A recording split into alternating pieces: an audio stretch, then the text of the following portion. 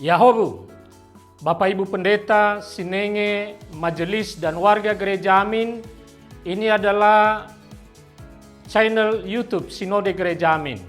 Karena itu, bagi yang mencintai Gereja Amin, tontonlah, subscribe, like, dan bagikan.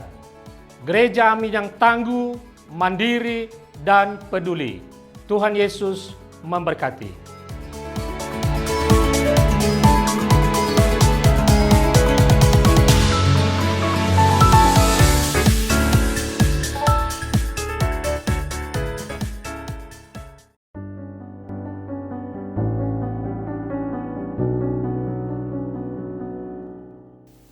Hai sahabat muda, apa kabar? Senang dapat kembali menyapa sahabat sekalian melalui acara Youth for Christ. Bersama saya, Pendeta Rikwan Joverson Ginting dari Gereja Sidang Jemaat Kristus, anggota PGIW DKI Jakarta.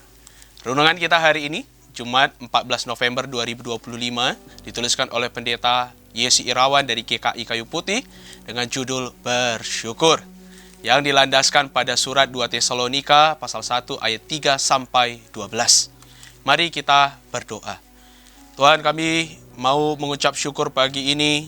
Kami mengucap syukur karena firman Tuhan yang terus menguatkan kami, terus berbicara kepada kami dan membawa kami makin melihat keindahan Tuhan, kebaikan Tuhan, dan di atas itu semua kami senantiasa bersyukur. Terima kasih Tuhan, kami berdoa. Amin. Sahabat muda, nats yang akan menjadi pusat refleksi kita hari ini adalah 2 Tesalonika pasal 1 ayat yang ketiga. Kami harus selalu mengucap syukur kepada Allah karena kamu, saudara-saudara. Memang patutlah demikian, karena imanmu makin bertambah dan kasihmu seorang terhadap yang lain makin kuat di antara kamu. Sahabat muda, Helen Keller adalah seorang penulis dan aktivis asal Amerika yang memiliki kisah hidup yang menarik. Pada usia 19 bulan, ia terjangkit penyakit yang menyebabkan dirinya menjadi buta dan tuli. Anne Sullivan, seorang guru tunanetra, mengajarkan Helen cara menulis dan memahami bahasa isyarat. Helen sangat bersyukur atas kehadiran Anne di dalam hidupnya. Helen menulis sebuah buku yang berjudul Teacher, yang berisi penghormatan dan ungkapan syukur atas relasinya dengan Anne, serta dedikasi Anne yang berkontribusi besar dalam kehidupan Helen. Paulus, Silwanus, dan Timotius dalam surat 2 Tesalonika pasal 1 ayat 3 sampai 12 mengucap syukur kepada Allah atas pertumbuhan jemaat di Tesalonika. Mereka semakin bertumbuh dalam iman dan saling mengasihi meskipun berada di tengah pergumulan. Pada saat itu, mereka mengalami penganiayaan dan penindasan yang sangat berat karena mempertahankan iman mereka kepada Kristus. Oleh karena itu, dalam surat ini, Paulus, Silwanus, dan Timotius mendoakan jemaat di Tesalonika agar Allah menyempurnakan segala pekerjaan baik yang dilakukan oleh jemaat tersebut.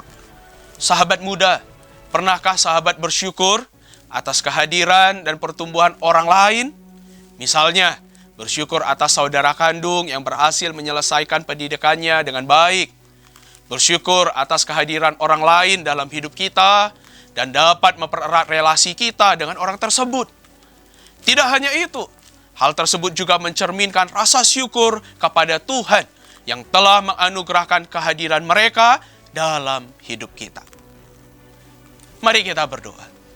Tuhan, kami mau belajar mengucap syukur atas semua hal di dalam hidup kami, situasi, kondisi, orang di sekitar kami yang Tuhan aturkan, semuanya mendatangkan kebaikan bagi kami semua.